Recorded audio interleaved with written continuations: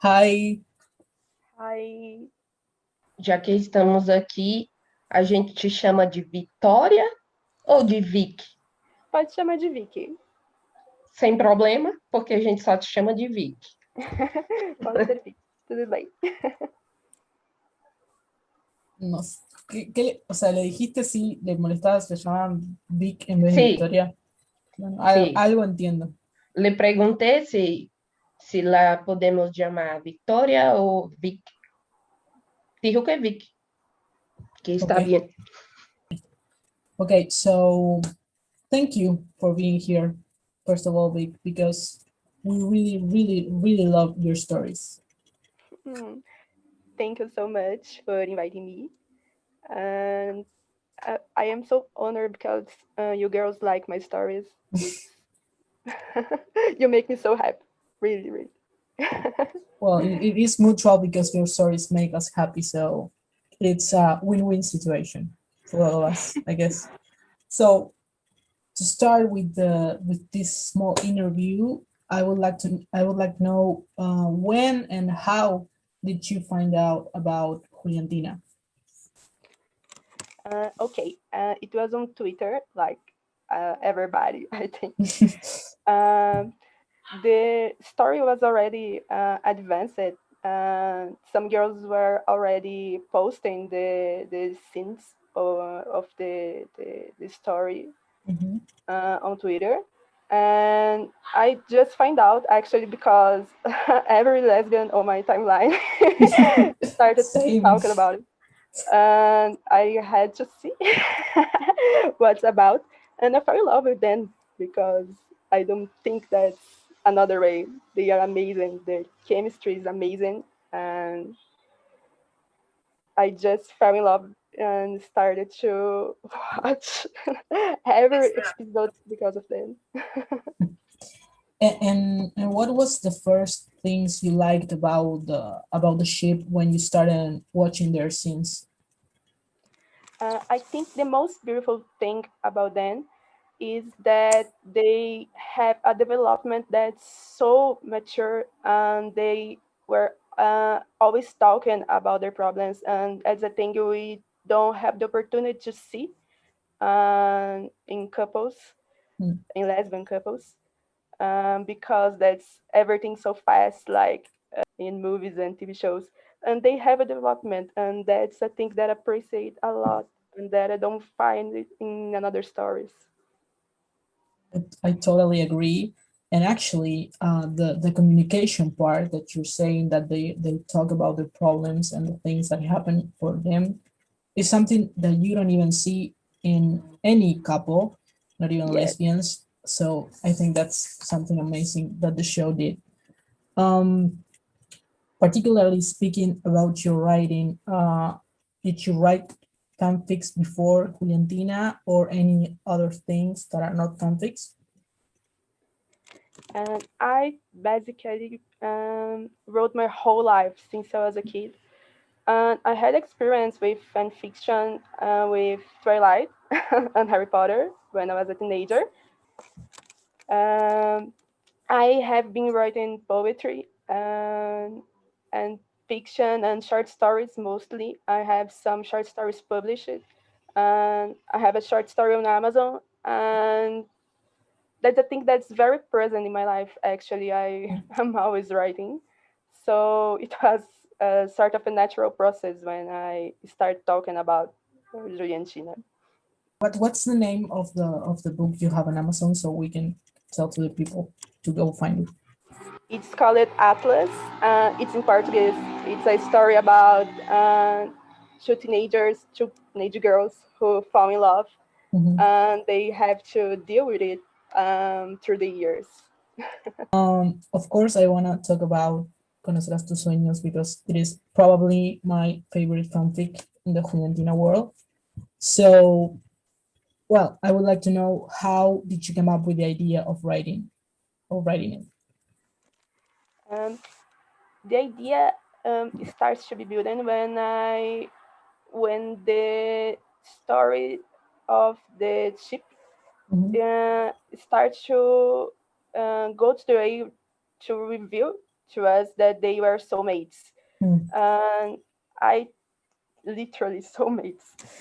Yeah. I thought that was so beautiful, and I had a lot of questions about this. Like, okay, but what that mean?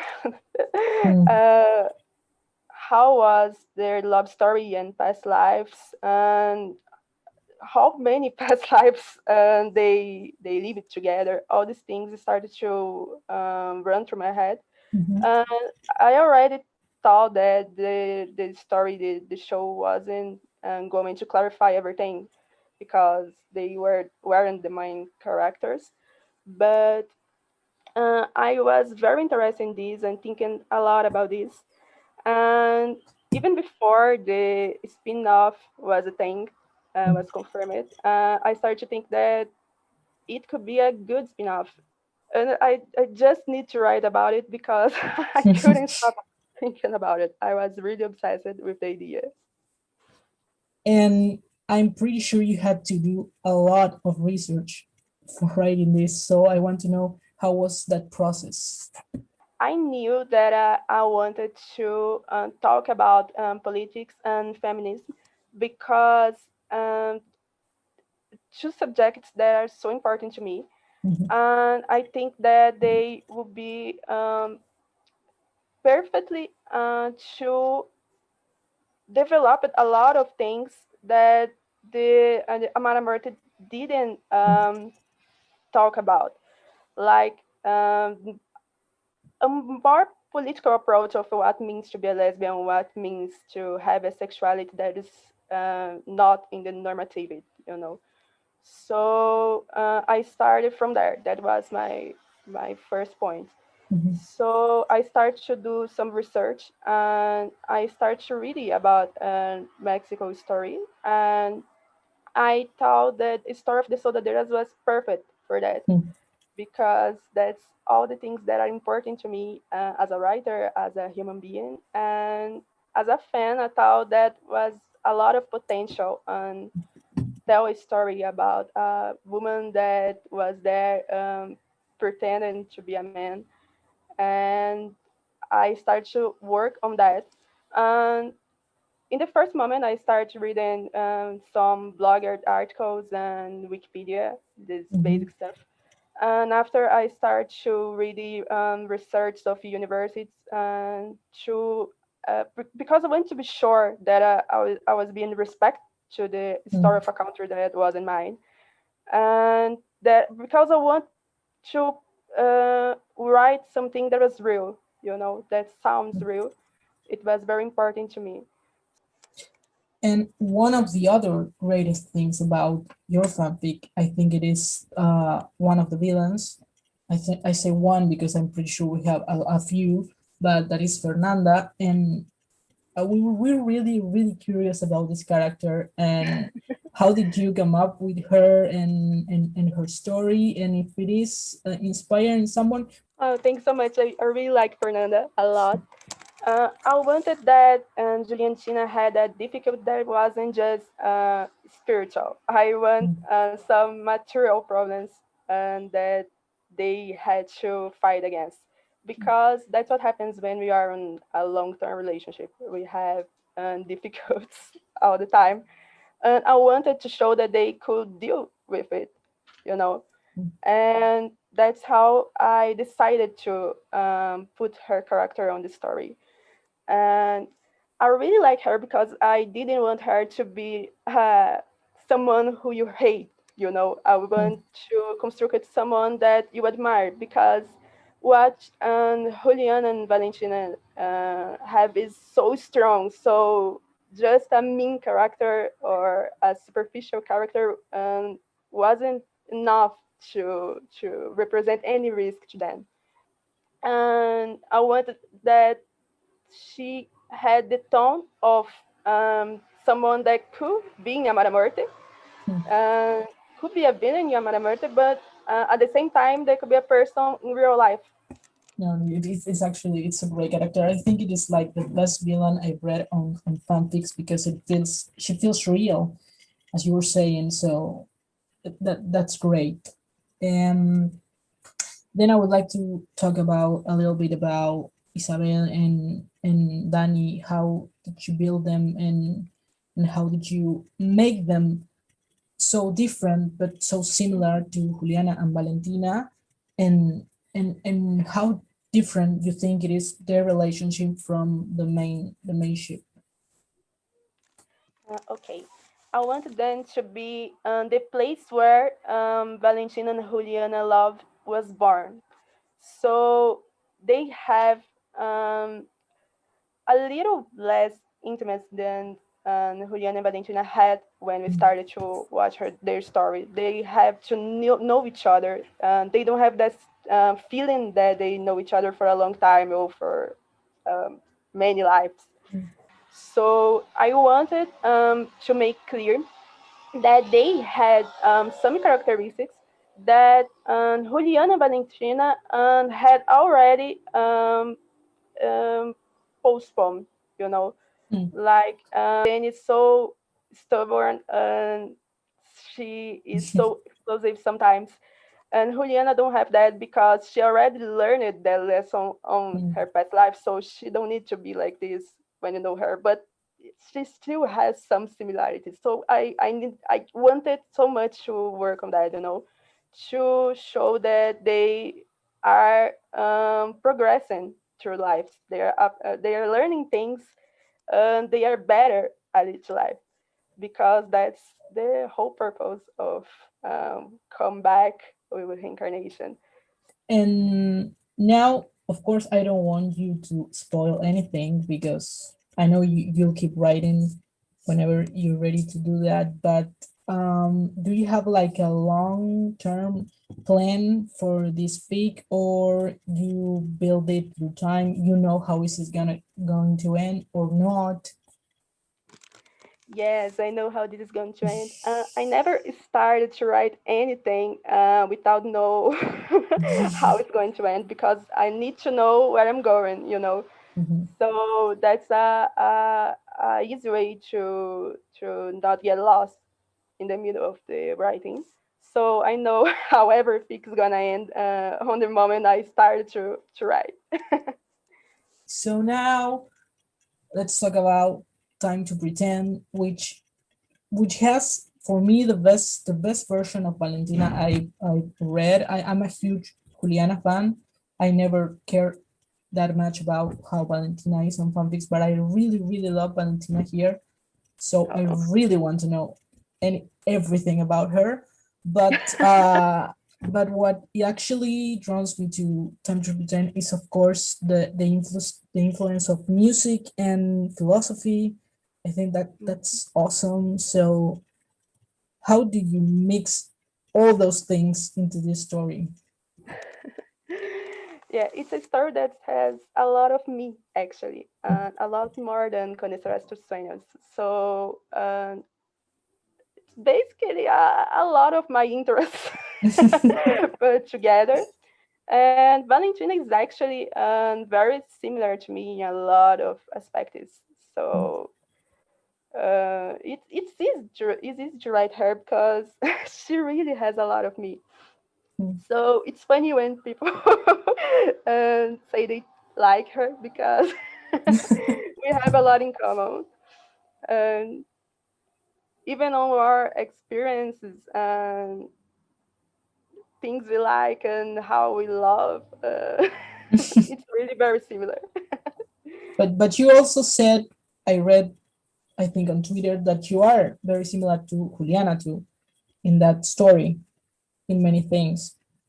And yes, Juliana had a lot of me too. Every character there has a little bit of me, and Juliana and Valentina had equal parts of me. But then, with time, Juliana started to have some characteristics of another person that Mm. I knew in the process of writing. Things kind of, I don't know, I kind of put a lot of real life in a lot of situations.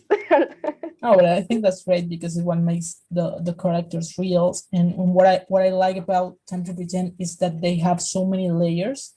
like they're not good or bad people. It's not black or white. They're all gray, and I think that's something amazing, and that takes me to actually ask you about another characters that you have here. There are Lucia and Eva, and you actually write them on Conocerás tus sueños too with another names, but it's the same thing. So why why are why are people obsessed with Luceva? I have no idea.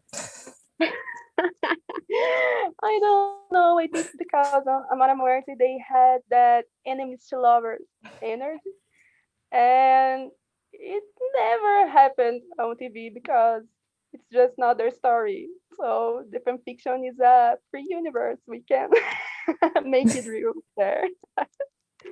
Bom, a gente estava falando de Time to Pretend e eu estava perguntando aqui no chat do WhatsApp se a gente pode colocar que a Juliana é a tua fraqueza e a Valentina é a boa parte de ti. Ou algo que você Quem que é essa? projeta. Minha psicóloga tá no chat, repassem. Gente, eu acho que é uma ótima definição. Pode sim.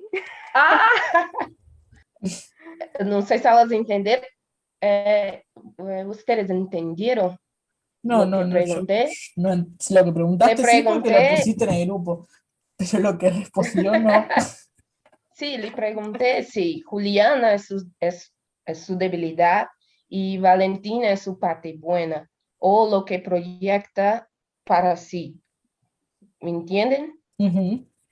Y dijo que sí, que es una buena pregunta y si es la respuesta es correcta.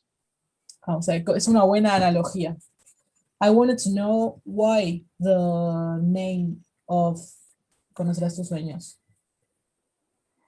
Because I wanted to talk not just about the dreams that Valentina has about their past lives, but about herself finding her dreams. Because I think that make me very angry on their story is that Valentina um, kind of has an plot that doesn't involve Juliana. Everything is about their love, and I was like, okay, but she don't have a hobby. She don't have a, I don't know anything. She just stopped it to Mm. go to college, and that's a thing that made me very upset. So I wanted her to find her dreams too. And well, just thanking you for letting us talk to you, because really we do love your stories, and I think Mm. they kept the magic that it is Juliantina. That's something great. Oh, thank you so much. Thanks so much. It's so beautiful. I'm really happy to hear this. Thank you so much.